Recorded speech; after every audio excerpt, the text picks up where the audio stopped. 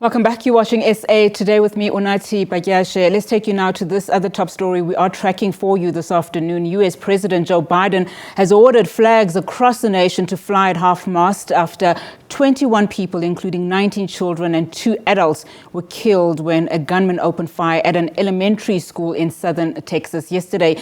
This latest gun massacre in the United States comes just 10 days after 10 people were killed in Buffalo, New York, in what authorities there are investigating as a hate crime. Texas Governor Greg Abbott called the shooting horrific and incomprehensible. The Pope and the United Nations Secretary General expressed deep shock and sadness at what Antonio Guterres called a heinous mass shooting in Uvalde near San Antonio in Texas.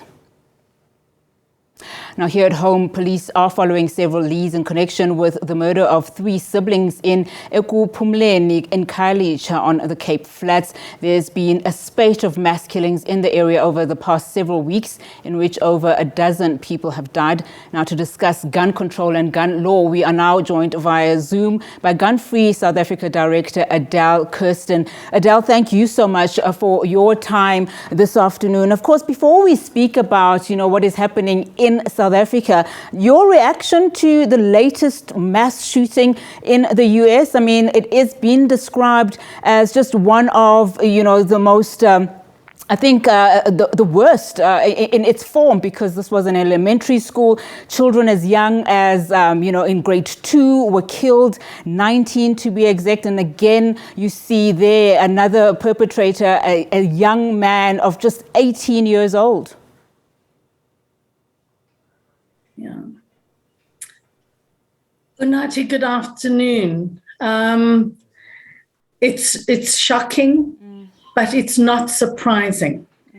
And the similarities between what's happening in the US and what's happening in South Africa is that when guns are easily available, whether it's through loss and theft, whether it's through legal channels, as in the US, when you do not limit the kind of guns that civilians can have access to, that's what allows an 18-year-old to kill 21 people really in minutes. There's no other weapon that can do that.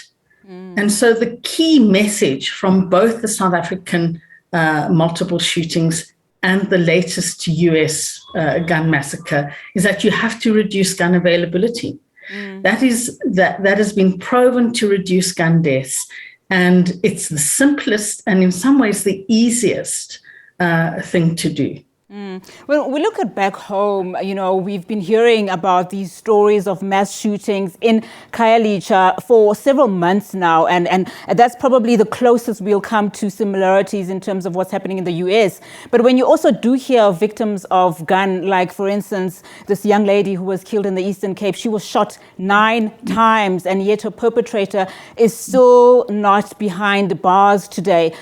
A lot of people in the US saying gun laws do not work. We need a type of reform. What do you say is needed in South Africa, particularly if you remember that study of 2012, which put South Africa at second, having the highest shooting rates after the US? So what we've seen in South Africa and in other places across the world where there have been high levels of gun violence is that we brought a new gun law in 2000. And at that stage, we had 34 gun deaths a day. And 10 years later, after good implementation of the law, and really 3 key principles, which are key elements of any gun law, is that you place limits on who can own a gun. You place limits on the type of gun that someone can own. And you also then place limits on the circumstances or the reasons for why you've got a gun. And we reduced our gun deaths to almost 18 gun deaths a day in 2009. So that was almost half of the 34. Today, we are back up to 23 people that are shot and killed every single day in this country. We're definitely beginning to see an increase in mass killings. This is a new trend. I think the other thing we're seeing is multiple shots for one individual, as we've seen in the case of the woman from Tata. So what's really important is one needs to look at that the type of gun matters. And we have an opportunity right now where our government has put forward an amendment to our firearms law, which strengthens all of those aspects. One of the amendments is to essentially repeal Section 13, which allows someone to own a handgun for self-defense. That would take out over 1 million guns out of our society.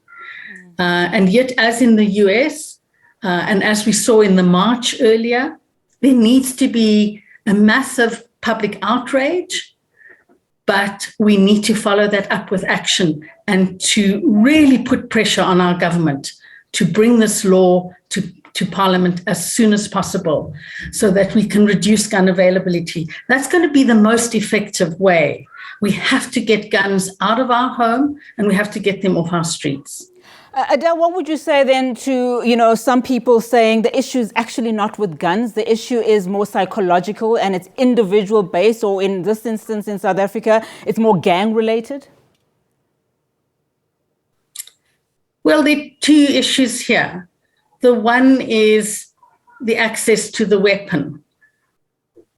The weapon matters. There is no other weapon that can allow an 18-year-old to shoot 21 people in minutes.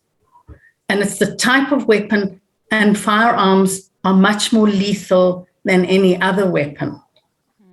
The other thing, and this is the limits on who can own a gun, is that the evidence shows that people with a history of violent behavior or prior violence, that's the strongest indicator that someone will use that gun to hurt themselves or others.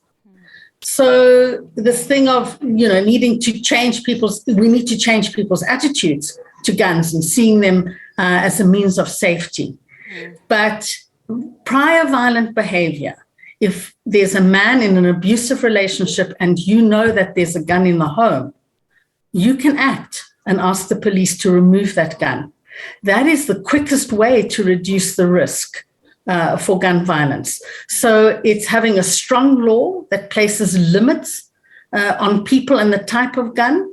And then it's raising awareness of how people can use the law to prevent gun violence from happening and to reduce the risk for someone to be shot and killed or injured. And particularly when a man kills his girlfriend or his wife.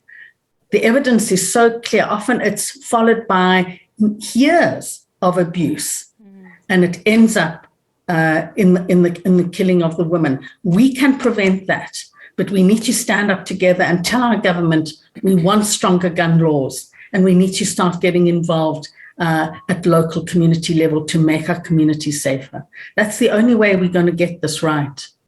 Adele, thank you so much for your time. Really do appreciate it this afternoon.